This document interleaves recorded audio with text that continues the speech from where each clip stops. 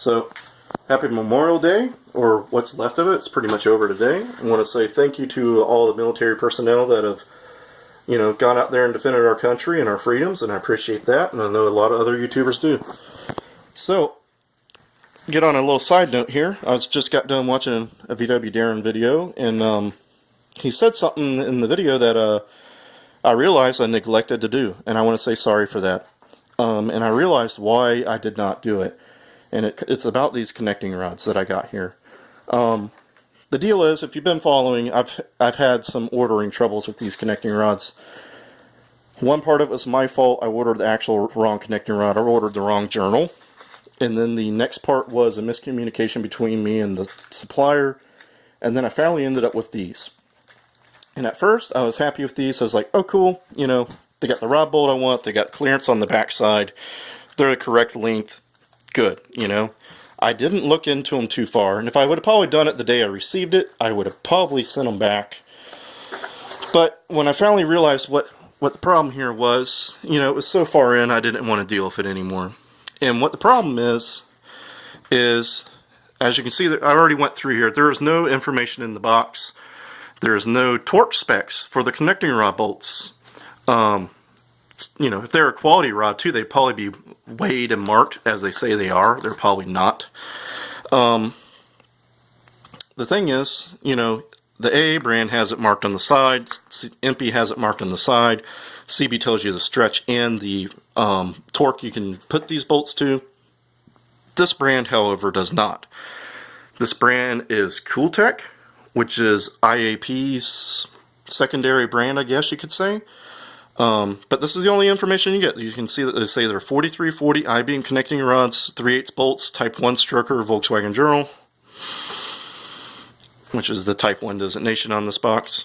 And that's the only information there. I've actually peeled this back to see if there's another sticker under there, and there's not, So, I kind of skipped the guy I bought it from, because just, I've been dealing back and forth with him. And the gentleman's a parts supplier. He's not an engine builder. He supplies parts. That's his domain. He's probably just going to go back and look and see if he has a box that has anything on it and find out, nope, the box doesn't have anything. So I took the next step. I decided, I'm going to contact the seller, the manufacturer, not the seller, or more likely the importer in all reality, and ask them directly, hey, I bought a set of rods from a supplier of yours, and they do not have torque specs. What do they torque to?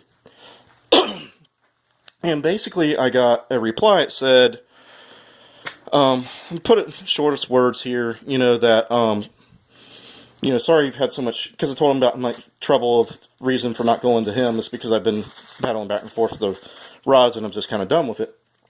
And they said, basically, sorry that you've had so much trouble with the shipment of your rods, blah blah blah. We don't usually deal with individual people, and we only deal with our dealers directly.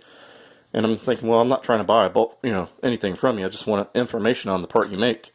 And they told me to contact a qualified mechanic or a service manual for the rod bolt torque. And that is very upsetting. Number one, they don't know if I am a qualified mechanic or not, which I will tell you, I'm not the best mechanic in the world, but I am an FAA certified one. So, the thing is, no service manual out there is going to know what to torque these bolts to. Volkswagen's not. Small block Chevy manual's not.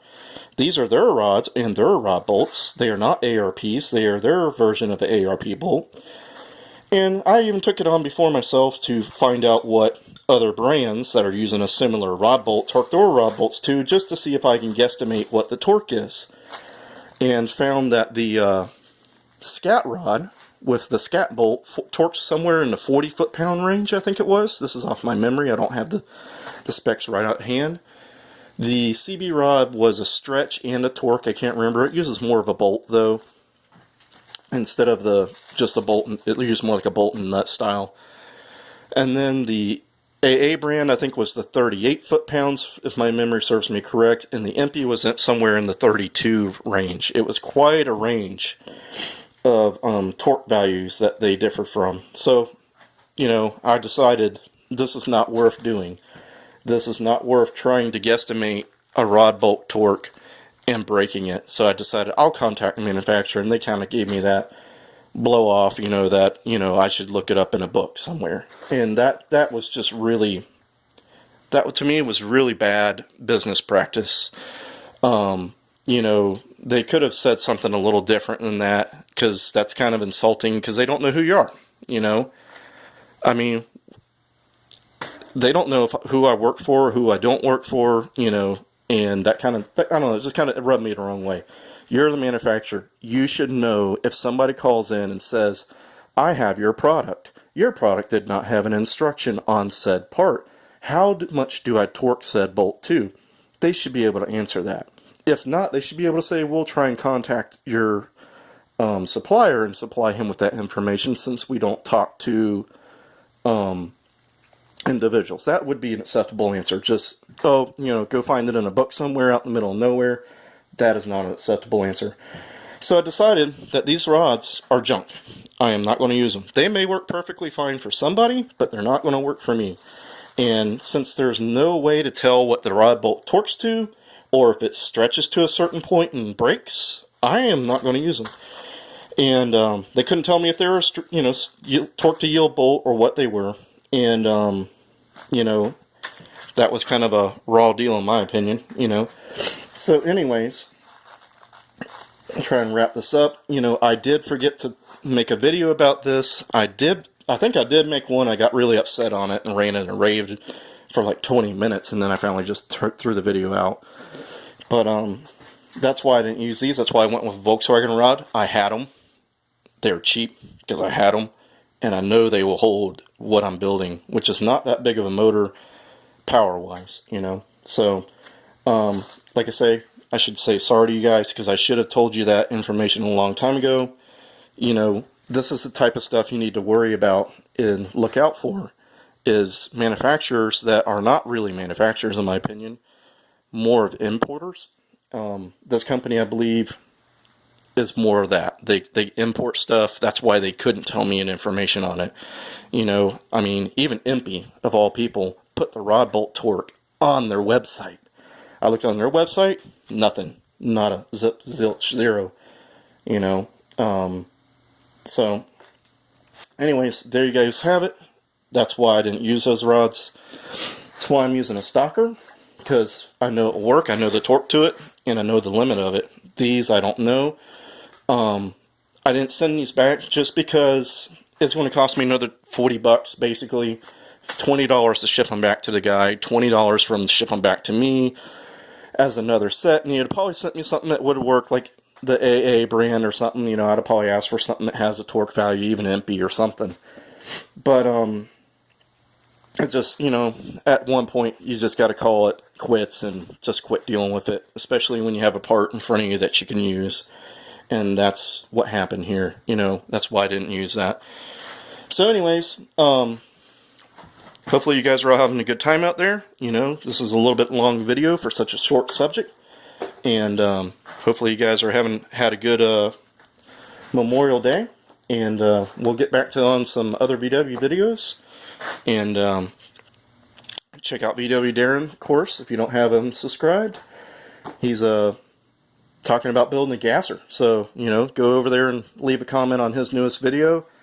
Tell him what you guys want to see. Apparently he wants to know what people want to see. If they want to see Volkswagen stuff, if they want to see American car stuff, if they want to see what type of gasser or something like that too. So, go leave him some comments on that. Tell him what you'd like to see. That always helps people create their videos, Sometimes it's kind of like what should I do? Me, myself, I just do whatever I'm doing.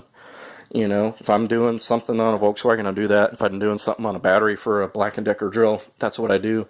But I'm not trying to make this into something, it's just whatever. Darren actually wants to create stuff that you guys would be interested in. And so go leave him a comment, leave him feedback of what you think he should do. Because for people who want to do that type of stuff, that actually want to make this into an experience, I guess you could say, that actually helps them instead of just coming up with an idea and then you guys hate it and nobody told them why, you know? So, you know, I'll probably leave them a couple of comments here, actually, now that I think about it, of what I'd like to see them do. You know, and I'll probably actually just say it now because I know he watches.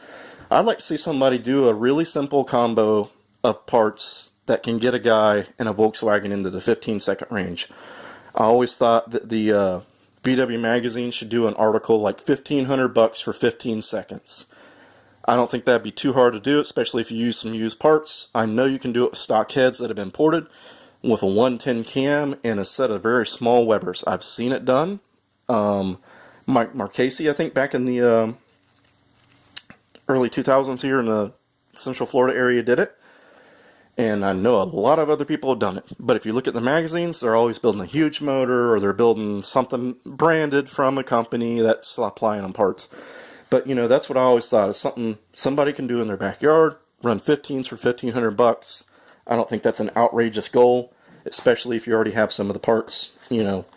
But that's my vote for one of the things. But go and leave him a comment, leave him an idea what y'all think he should do. And I'll see you guys later. As always, get out there and get your projects going. Sorry I didn't tell you guys about why I didn't use these earlier. And that is, you know, something I should keep you informed of. If I'm using a part and I decide it's no good and go an alternate route, I should probably say why, just so that you guys know my thought of it. Not that I'm a professional, not that I'm some master mechanic. Just if they can't tell me a rod bolt torque, then I don't need it in my car. You know, I mean, if it's a stock 311 Volkswagen B rod that has the same torque that, you know, Volkswagen used pretty much predominantly through the whole lineup, that's understandable. But when it's an aftermarket product that they make that there is no extra information on, they should be able to tell you what this product is supposed to be torqued to or what it stretches to, and they couldn't do either. So, in my opinion, it's a paperweight. And it's been living back here in my nasty little shed for probably about 2 months now, and that's where it will live. So guys, it is hot as all can be out here. I'm going to get going and have a good time, get out there, and let's make some videos, okay?